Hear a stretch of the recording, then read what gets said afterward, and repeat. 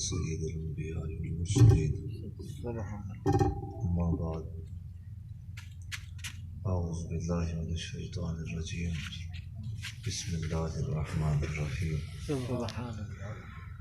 إلا من تاب وآمن وعمل عملا صالحا فأولئك يبدل الله سيئاتهم حسنات وكان الله غفورا رحيما صدق الله مولانا العظيم قال الله تبارك وتعالى في شان حبيبه ومحبوبه مخبرا وآمرا إن الله وملائكته يصلون على النبي يا أيها الذين آمنوا صلوا عليه وسلموا تسليما اللهم صل على سيدنا ومولانا محمد نبي الأمي وعلى آله وأصحابه وبارك وسلم الصلاة والسلام عليك يا سيدي يا رسول الله الصلاة والسلام عليك يا سيدي يا حبيب الله يا رسول الله انظر حالنا يا حبيب الله اسمع قالنا إنني في بحر غم مغرق خذ يدي ساحل لنا أشقالنا يا صاحب الجلال ويا سيد البشر من وجهك المنير لقد نور القمر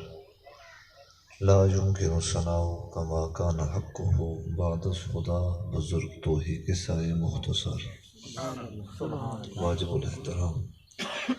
عزت و تکریم من جملہ مقتدر علماء اہل سنت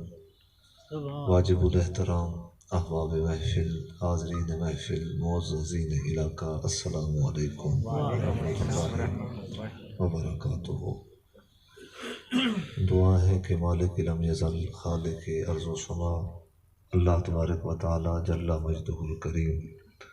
اپنے عفو و کرم سے اپنے فضل و کرم سے خلاق لم یزل اپنے پیارے حبیب علیہ الصلوۃ والسلام کی ساری امت مرحومہ کی بخشش و مغفرت فرمائے، بالخصوص محترم جناب محمد رمضان خان صاحب جو کہ اس دار فانی سے رحلت فرما گئے اور جن کے اصال ثواب کی محفل میں ہم سب جمع ہوئے، اللہ کریم اپنی رحمتوں کے صدقے مرحوم کی بخشش و مغفرت فرمائے، اللہ کریم اپنی رحمتوں کے صدقے مرحوم کے صغیرہ اور کبیرہ گناہوں کو اللہ معاف فرمائے۔ عنوان توبہ کے مضمون سے چند باتیں میں نے عرض کرنی ہیں۔ دعا ہے کہ اللہ تبارک و تعالی میری زبان پہ کلمۃ الحق جاری فرمائے۔ اللہ تبارک و تعالی نے صاحب ایمان کو، ہر صاحب ایمان کو اللہ نے یہ بشارت ارشاد فرمایا کہ جب کوئی صاحب ایمان سچی توبہ کر لے، جب کوئی صاحب ایمان سچی توبہ کر لے، اللہ اس بندے کے پچھلے گناہوں کو معاف فرما دیتا ہے۔ یہ خاص بشارت ہے اہل ایمان کے لیے۔ یہ اللہ نے اہل ایمان کو یہ خوشخبری اور یہ خاص جو ہے بشارت اور یہ خاص جو ہے سعید اللہ نے اہل ایمان کو ارشاد فرمائی۔ ہر صاحب ایمان اللہ کی بارگاہ میں جب سوال توبہ کو پیش کرتے ہیں، اللہ توبہ کی تصدق سے اپنے بندوں کے اللہ پچھلے گناہ معاف فرما دیتا ہے۔ اور حضور نے ارشاد فرمایا، حضور نبی رحمت صلی اللہ علیہ وسلم نے ارشاد فرمایا کہ جب تائب توبہ کر لے تو گویا وہ یوں سمجھے کہ اللہ نے اس کے سارے پچھلے گناہ معاف فرما دیے۔ اس کے لیے سچی توبۃ النصوحہ کی شرط ہے۔ بندہ جس گناہ پہ توبہ طائب ہو جائے، جس گناہ سے بندہ توبہ کر لے، رجوع کر لے، اس گناہ کی طرف پھر بندے کا گمان نہ جائے، پھر گمان، سوچ، توجہ، نگاہ پھر اس گناہ کی طرف نہ جائے جس گناہ کی طرف سچی توبہ ہو چکی۔ تو جب کوئی صاحب ایمان سچی توبہ کر لے تو اللہ کا یہ وعدہ ہے فرمایا کہ اللہ اپنی رحمت کے صدقے اپنے بندوں کے اللہ پچھلے گناہوں کو معاف فرما دیتا ہے۔ حضرت ابو ذر غفاری رضی اللہ تعالیٰ عنہ، حدیث بخاری، آپ راوی، انہوں نے عرض کیا کہ حضور اگر کسی کے گناہ اتنے ہوں کہ سمندروں کی جھاگ سے بھی زیادہ، اتنے گناہ ہوں کہ اس کے گناہ کی کوئی حد نہ ہو، اتنے گناہ ہوں کہ اس کے گناہ گنتی کے اندر شمار نہ ہو سکتے ہوں، اور وہ شخص گنہگار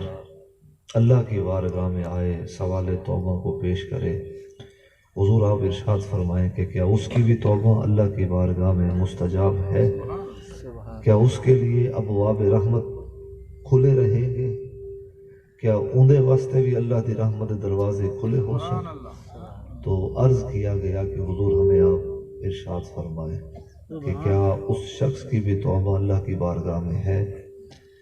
تو حضور نے ارشاد فرمایا کہ جب کوئی صاحب ایمان سچی توبہ کر لے، غفر لہ ما تقدم من ذنبہ، فرمایا کہ وہ کریم ذات ہے، وہ اپنی رحمت کے صدقے اپنے بندوں کے پچھلے گناہوں کو وہ معاف فرما دیتا ہے۔ جب کوئی شخص سچی توبہ کر لے، انسان کی ساری زندگی گناہوں کے اندر گزری ہو، انسان بشری تقاضے سے بڑا کمزور ہے، ساری زندگی گناہوں کے اندر گزری ہو، ایک سچی توبہ کے تصدق سے اللہ انسان کے پچھلے سارے گناہ معاف فرما دیتا ہے۔ کوئی آئے تو صحیح، کوئی جھکے تو صحیح، کوئی اس سے معافی مانگے تو صحیح، کوئی اپنی نیاز مندی لائے تو صحیح، کوئی ہنجواں دا نظرانہ اللہ دی بارگاہ پیش کرے تو صحیح۔ وہ کریم ہے، وہ رحیم ہے، وہ ستار ہے، وہ غفار ہے۔ اللہ تبارک و تعالیٰ اس عادت، بندے کی اس عادت کو اللہ اپنے بارگاہ میں پسند کرتا ہے۔ ندامت کا ایک آنسو، ندامت دی ہک ہنج جہنم دے تلویں تبک کو بجھا چھوڑے دے ہے۔ بشرط یہ ہے کہ بندہ نادم ہو، شرمندہ ہو، ڈیٹھ بن کے بندہ زندگی نہ گزارے، ڈیٹھ بن کے۔ تو جب بندہ نادم ہو جاتا ہے، شرمندہ ہو جاتا ہے اپنے گناہوں پہ، تو وہ کریم ذات جب معاف کرنے پہ آئے تو بندے کے وہ گناہوں کی کثرت نہیں دیکھتا، اپنی رحمت کے صدقے بندوں کے پچھلے گناہوں کو معاف فرما دیتا ہے۔ حضور کے زمانے پر نور کے اندر ایک شخص تھے، صحابی رسول تھے، ان کی ذات سے کوئی خطا گناہ سرزد ہوا، انبیاء علیہ السلام کی ذات سے علاوہ، انبیاء علیہ السلام کی ازوات و ذات سے علاوہ کوئی بھی خطا سے ماورا نہیں ہے اور کوئی بھی گناہ سے ماورا نہیں ہے۔ انبیاء علیہ السلام کی ذات کو اللہ نے گناہوں سے بھی بچایا، خطاؤں سے بھی اللہ نے انہیں محفوظ رکھا، چونکہ نبیوں کے ذریعے انسانیت کو، قوموں کو، بندوں کو ہدایت ملتی ہے۔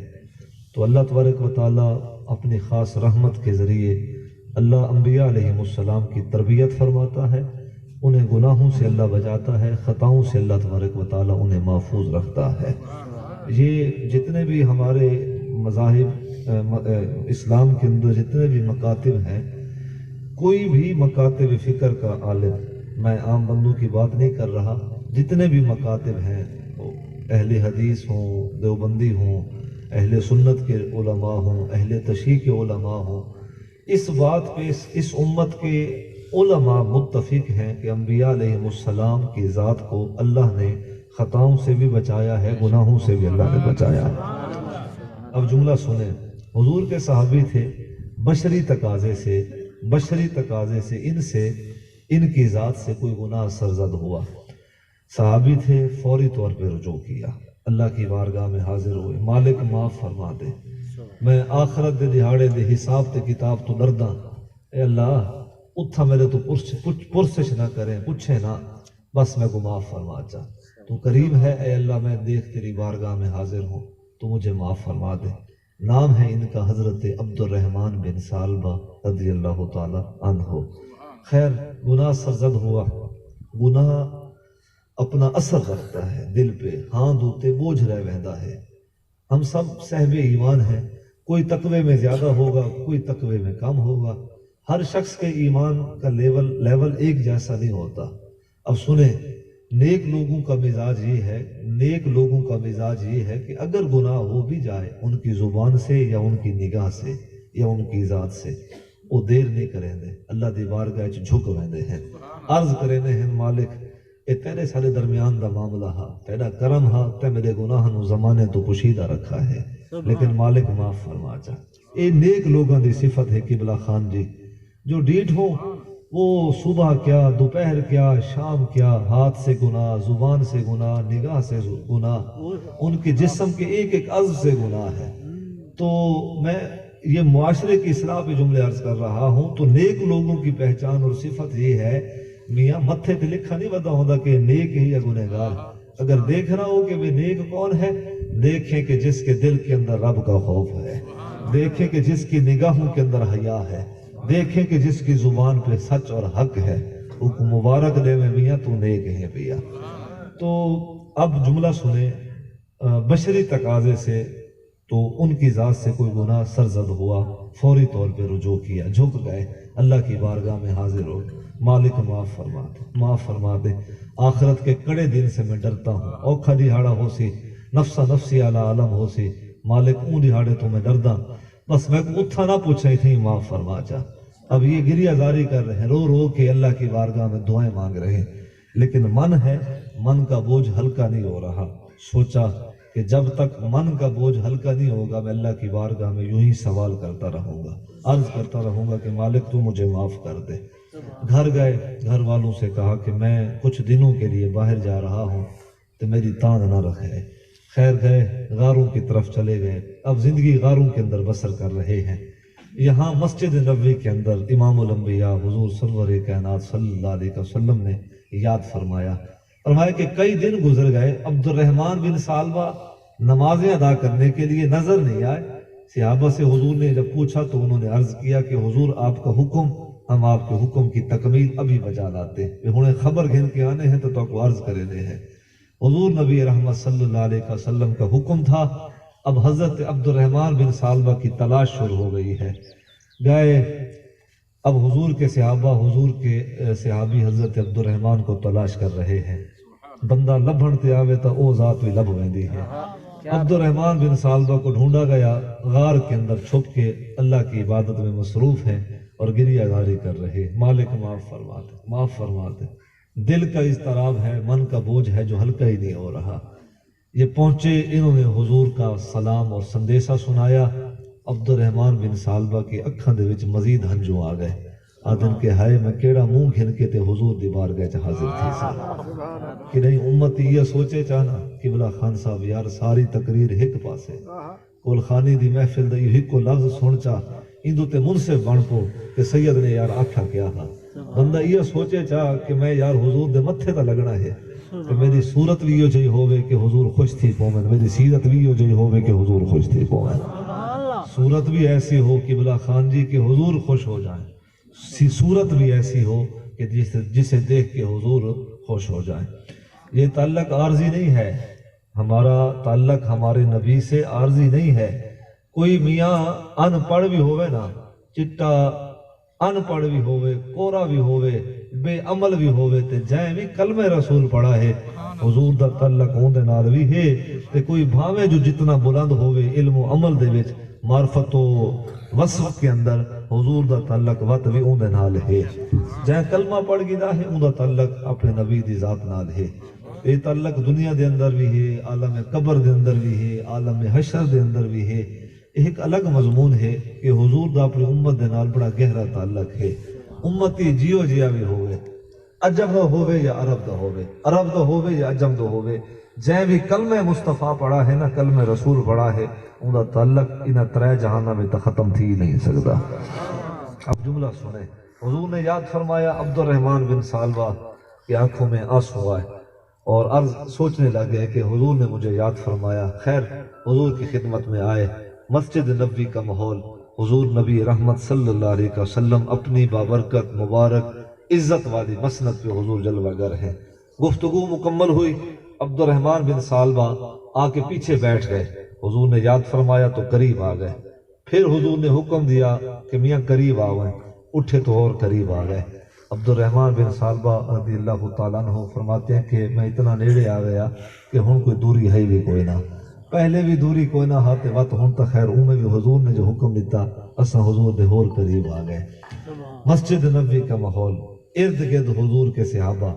نبی رحمت صلی اللہ علیہ وسلم نے خیریت دریافت کی، انہوں نے عرض کی اپنا وہ جو من کی جو کیفیت تھی،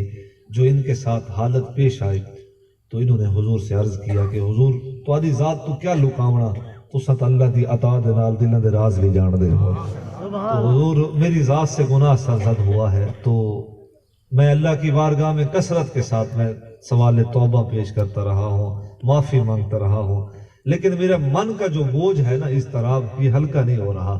تو بندہ نواز مجھے کوئی ایسا عمل ارشاد فرمائے کہ میں وہ عمل کر کے جو ہے اپنے من کے بوجھ کو ہلکا کر پاؤں۔ اب سنیں جو قرآن کی آیت ہے نا بڑی معروف سی کہ ربنا آتنا فی الدنیا حسنۃ وفی الآخرۃ حسنۃ وقنا عذاب النار۔ علماء مفسرین نے لکھتے ہیں کہ حضرت عبد الرحمن بن سالبہ دا سر حضور نے پکڑا، اپنی گود وچ رکھیا، تو حضور نے ارشاد فرمایا کہ عبد الرحمن جب تو اللہ کی بارگاہ میں سوال کثرت کرتا رہا، سوال توبہ کثرت کے ساتھ پیش کرتا رہا ہے، تو میاں اضطراب من دے وچ کس گال دا اضطراب؟ فرمایا کہ اللہ تبارک و تعالیٰ نے یہ اہل ایمان کو بشارت دی ہے کہ اللہ دے بندے اللہ دی بارگاہ وچ دنیا دا بھی سوال کرن اللہ عطا کریندا ہے، آخرت دا بھی سوال کرن اللہ عطا فرما چھوڑیندا ہے۔ نعرہ تکبیر، نعرہ رسالت۔ من کا بوجھ ہلکا ہو گیا، محبت کے ساتھ گفتگو سنیں، من کا بوجھ ہلکا ہو گیا۔ من کا بوجھ ہلکا ہوا جب حضور نے زبان نبوت سے بشارت دی، کہا کہ میاں مونجھا نہ تھی، تو صاحب ایمان ہے، کہ اللہ نے قرآن دے اندر صاحب ایمان دے واسطے اے بشارت اپنی بشارت اور خوشی دا فیصلہ فرمایا کہ جب بھی کوئی صاحب ایمان اگر گناہ کر بھی باوے دیر نہ کرے، اوندا کم ہے توبہ دا سوال کرے، تے اون دی رحمت ہے کہ اپنے بندیاں نو معاف فرما چھوڑے۔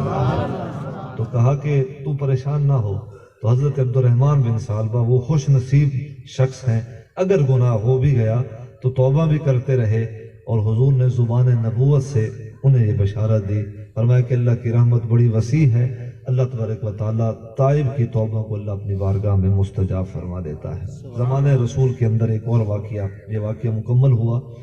ایک اور شخص تھے، صحابی رسول تھے، وہ اسلام لانے سے قبل ان کی ذات سے جو گناہ ہوئے ان کی توبہ کے لیے حضور کی بارگاہ میں حاضر ہوئے، کلمہ پڑھ لیا، مدینہ شریف کا ماحول تھا، کبھی کبھار آتے حضور کی زیارت کر کے واپس چلے جاتے۔ اچھا کام کیا تھا؟ یہ مال کے آجڑی تھے، ایک رسی دے نال سارے اجڑ کو بند کے تے حضور دی زیارت واسطے مدینہ الرسول دے اندر آ کے پہنچے۔ نام ہے ان کا حضرت واہب بن قبوس رضی اللہ تعالی عنہ۔ آئے، آ کے صحابہ نے آ کے یہاں پہ خبر دی کہ حضور احد کے مقام پہ تشریف فرما ہے، یہ احد کے مقام پہ پہنچے۔ اب من کے اندر یہی آرزو تھی کہ اسلام لانے سے قبل کلمہ پڑھن تو پہلے میری ذات تو جڑے کوئی گناہ ہوئے ہیں میں حضور کو عرض کرے سا کہ حضور میں بھی اللہ دی بارگاہ دعا کرے نا، تسے میرے واسطے دعا فرماؤ جا۔ اب مال کا آڑڑی تھا لیکن تھا بڑا دنا، اللہ اکبر، عشق کی رمز جانتا تھا، جاندا ہاں اللہ اکبر کہ اگر حضور نبی رحمت صلی اللہ علیہ وسلم کی خدمت میں چلا گیا، حکم بھی تو یہی ہے نا کہ اس کی بارگاہ میں، اللہ کے محبوب صلی اللہ علیہ وسلم کی بارگاہ میں آ جاؤ تو وہ تمہارے لیے دعا کریں، تو تمہاری بھی دعا تے سونے نبی علیہ الصلوۃ والسلام دی بھی دعا جے ویلے کٹھی ہو ویسی نا، اللہ سے اپنے نبی دی دعا دے صدقے اللہ تبارک و تعالی اس بندے دی اللہ مغفرت فرما چھوڑے سی جس دے واسطے حضور نے دعا منگی ہو سی۔ یہ میں قرآن سے جو ہے اسلوب دے رہا ہوں، آیت میں نے نہیں پڑھی، بڑی معروف آیت سورۃ نساء 5واں سپارہ۔ حضور نبی رحمت صلی اللہ علیہ وسلم کی خدمت کے اندر واہب بن قبوس آئے رضی اللہ تعالیٰ عنہ۔ حضور تھے احد کے مقام پہ، وہاں پہ جنگ لگی ہوئی تھی، غزوہ احد کا مارکہ وجود کے اندر تھا۔ حضرت واہب پہنچے، زیارت کی، حضور نے ارشاد فرمایا کہ واہب خیریت سے آنا ہوا؟ تو عرض کرتے ہیں کہ حضور میں آپ کی زیارت کے لیے بھی آیا تھا اور میں اپنے گناہوں کی جو ہے وہ توبہ کے لیے آپ کی خدمت میں آیا ہوں کہ اللہ کی بارگاہ میں دعا کریں کہ اللہ میرے پچھلے گناہ معاف فرما دے۔ خیر جملہ سنیں، حضور نے دعا فرمائی تو اس کے بعد حضور نے ارشاد فرمایا کہ اگر تم چاہتے ہو کہ اللہ کی رضا نصیب، وہ خوش ہو جائے، اس کی خوشنودی چاہتے ہو تو آج اسلام کو ضرورت ہے اسلام کی تم خدمت کرو۔ یہ میدان عمل میں گئے، حضور نے تلوار دی، سر پہ کفن پہنا، لڑتے رہے، اللہ نے اپنی امانت عطا فرمائی، شہید نہ ہوئے۔ شام ہوئی تو پھر وہی عرض کرتے ہیں کہ حضور میرے لیے دعا کریں۔ اب صحابی بھی ہیں اور غزوہ احد کے اندر لڑ بھی رہے ہیں، لیکن عرض کر رہے ہیں بار بار کہ حضور اسلام لامر تو قبل، میری ذات تو جڑے بھی گناہ ہوئے نہ صغیرہ ہن یا کبیرہ ہن، تسا دعا کرو کہ اللہ میرے گناہ معاف فرما دے۔ اب ایک دن لڑائی ہو گئی، اگلے دن پھر جو ہے اعلان ہو گیا کہ لڑائی ہے، اور حضور نبی رحمت صلی اللہ علیہ وسلم نے جیسے جیسے دستے تیار کیے صحاب کے، واہب بن قبوس بھی دستوں میں شامل ہو گیا لڑن واسطے۔ بھی شام تھی سی، اگر اللہ نے بچا گیا تو میں وقت حضور کو عرض کیسا کہ میرے واسطے دعا کرو۔ اب دیکھیں کہ کتنی فکر کے اندر ہے، سوچیں یار ساری تقریر ایک طرف، ان کے جو ہے وہ ان کے ایمان کی جو ہے عظمت کو دیکھیں، ان کے عقائد کے حسن کو دیکھیں، اور آخرت کی فکر کو دیکھیں، اللہ کے ڈر اور اللہ کی محبت کا جو ہے وہ حسن اور جذبہ دیکھیں۔ واہب بن قبوس عرض کرتے ہیں شام ہوئی، پھر دوسرا دن اللہ نے امان عطا فرمائی، یہ شہید نہ ہوئے، پھر عرض کرتے ہیں کہ حضور میرے لیے دعا کریں۔ خیر تیسرا دن یہ لڑتے لڑتے ابھی ان کے جسم پہ اتنے وار ہوئے کہ پورا جسم جو ہے وہ زخموں سے چور چور ہے، یہ گھائل ہو چکے ہیں، اور ابھی جو ہے ان کی آنکھیں بند نہیں ہوئی، سانس ٹوٹے نہیں ہیں، شہید نہیں ہوئے۔ حضور کے صحابہ گئے انہیں اٹھا کے لے کے حضور کی خدمت میں لے آئے۔ اجر اکھاں پوریاں بند نہیں ہوئیں، فوت نہیں ہوئے، آخری وقت ہے، حضور سرانے والی سائڈ پہ کھڑے ہیں، اور حضرت سیدنا عمر فاروق رضی اللہ تعالیٰ عنہ امیر المومنین اور خلیفۃ المسلمین آپ بھی ساتھ کھڑے ہیں، دیگر اصحاب رسول بھی ساتھ کھڑے ہیں۔ میں اکھاں کھلیاں ہویا ہیں، واہب بن قبوس دے آخری جملے سن عرض کہندے کہ حضور میرے واسطے دعا کرو نا کہ میں جڑی ذات میرے جڑی اسلام لامر تو قبل میری ذات تو گناہ ہوئے، اللہ معاف فرما دے۔ سنے حضور نے دعا مانگی، البدایہ والنہایہ کے الفاظ، تاریخ عرب کے الفاظ، جو لوگ مطالعہ رکھنے والے ان کے لیے جملے، حضور نے ہاتھ اٹھائے اللہ کی بارگاہ میں، اور حضور عرض کر رہے ہیں اس بارگاہ کے اندر کہ مالک میرا واہب تیرا بندہ، ایندی ذات تو اسلام لامر تو قبل اور اسلام لامر تو بعد، اگر کوئی خطا یا گناہ سرزد ہوئے، اے اللہ اپنی رحمت کے صدقے میرے واہب کے پچھلے گناہوں کو معاف فرما دے۔ حضور نے ان کی آنکھوں پہ ہاتھ رکھا، اب روح پرواز ہو رہی ہے، واہب کی روح جو ہے وہ خوش ہو چکی ہے حضور کی ذات پہ کہ حضور میرے لیے دعا فرما رہے ہیں، اور ان کی روح جو ہے اب پرواز کرنے والی،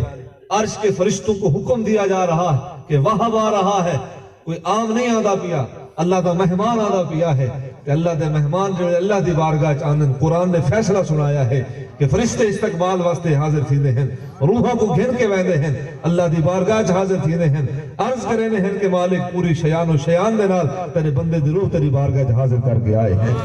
اب واہب بن قبوس کی روح بارگاہ حق تک پہنچ گئے، لیکن خوش بخت دیکھیں، مقدر کی عظمت کو دیکھیں، یار ان کی قسمت پہ ناز نہ کریں جنہ دی مغفرت دے واسطے سوال توبہ حضور نبی رحمت صلی اللہ علیہ وسلم اللہ کی بارگاہ میں کرتے ہیں، مالک میرا واہب تیرا بندہ، واہب دے پچھلے گناہوں اپنی رحمت کے صدقے معاف فرما جا۔ تو یہ ہے واہب بن قبوس جو شہید ہوئے لیکن بازی جیت گئے، مقام شہادت بھی نصیب ہوا، لیکن جیتے جی حضور کی خدمت سے، حضور کی زبان سے یہ جو ہے خوبصورت جملے سنے، بشارت دی۔ زمانہ رسول کے اندر ایک اور شخص بھی ہے، مذہب یہود سے اس کا تعلق تھا، کان والد یہودی، یہودی تھا، یہودی کا بیٹا تھا، لیکن جب حضور ہجرت کر کے شہر مدینہ پہنچے، آپ قرآن پڑھیں نا تو اللہ نے قرآن مجید کے اندر حضور کے آسمانی سفر کو بھی بیان فرمایا، حضور کے زمینی سفر کو بھی اللہ نے قرآن کے اندر بیان فرمایا۔ ایک ایک لفظ سن لیں تاکہ مضمون کے اندر مزید برکت آ جائے۔ قرآن مجید کے اندر حضور کے آسمانی سفر، معراج والا سفر، وَالنَّجْمِ إِذَا هَوَى مَا ضَلَّ صَاحِبُكُمْ وَمَا غَوَى وَمَا يَنطِقُ عَنِ الْهَوَىٰ إِنْ هُوَ إِلَّا وَحْيٌ يُوحَىٰ عَلَّمَهُ شَدِيدُ الْقُوَىٰ ذُو مِرَّةٍ فَاسْتَوَىٰ وَهُوَ بِالْأُفُقِ الْأَعْلَىٰ ثُمَّ دَنَا فَتَدَلَّىٰ۔ یہ ہے حضور کا آسمانی سفر، آسمان دے ول گئے، اللہ نے بڑی شان دے نال اپنے سونے نبی کو اپنے ول سدایا ہا، تے اللہ نے وہی حقیقت کو قرآن مجید کے اندر بیان فرمایا ہے تاکہ اس زمانے حاضہ کا کوئی شخص بھی انکار نہ کرے کہ حضور تو گئے تھے بیت المقدس تک، کہ اسرا بعبدہ لیلا من المسجد الحرام، اسا تو بس یوں منینے ہیں کہ حضور مسجد الحرام تو گھن کے مسجد الاقصی تک گئے۔ بعض لوگ سوال کر سکتے تھے لیکن اللہ تبارک و تعالیٰ نے سوال کا موقع نہیں دیا۔ متا کوئی جناب بے دین بدگمان تھی ونجے، بے دین بدگمان تھی ونجے، فرمایا کہ میاں او صرف مسجد اقصی تک نہیں گئے، اللہ نے انہوں نے اگلے سفر کو بھی قرآن دے وچ بیان فرمایا ہے۔ اب سنیں، یہ ہے حضور کا آسمانی سفر۔ اور زمینی سفر ہجرت کی، اللہ نے حکم دیا حضور کے بابرکت مبارک اصحاب، حضور کی بابرکت مبارک آل ہجرت کے لیے اب انہوں نے تیاری کی۔ والذین آمنوا وعملوا الصالحات لنبوئنہم من الجنۃ غرفا تجری من تحتها الانہار خالدین فیہا نعم اجر العاملین۔ پھر اگلی آیت تقریباً 5 آیتیں اللہ تبارک و تعالیٰ نے ہجرت کرنے والوں کے حق میں اللہ نے نازل فرمائے۔ ہجرت کا سفر مکمل ہوا، سونے نبی مدینہ شریف تشریف فرما ہوئے۔ میرے والد فرمایا کرتے تھے، ابا حضور شہر مکہ کے اندر تھے، اللہ کی رحمت شہر مکہ پہ اترتی تھی، حضور شہر مدینہ چلے گئے، اب اللہ کی رحمت شہر مدینہ پہ اترتی ہے۔ مکہ پہ بھی اللہ کی رحمت اب بھی نازل ہوتی ہے۔ جملہ سنیں نا، تاکہ اس پہ آپ کو کسی شخص کو اس پہ تفکر فکر نہ آئے کہ اب بھی اللہ کی رحمت شہر مکہ پہ ہے، اس لیے کہ وہ اللہ کا گھر وہیں پہ ہے مکہ کے اندر۔ تو شہر مدینہ کے اندر علماء لکھتے ہیں، محدثین لکھتے ہیں، دوہری رحمت ہے، اس لیے کہ حضور تشریف فرما جو خود ذات رحمت ہے، اور دوسرا اس لیے کہ حضور کی وجہ سے اللہ تبارک و تعالی مدینہ اور صحب مدینہ کی ذات پہ درود بھی بھیجتا ہے اور سلام بھی بھیجتا ہے۔ یہ دوہری رحمت آپ سمجھے نا، اس تھوڑا سا باریک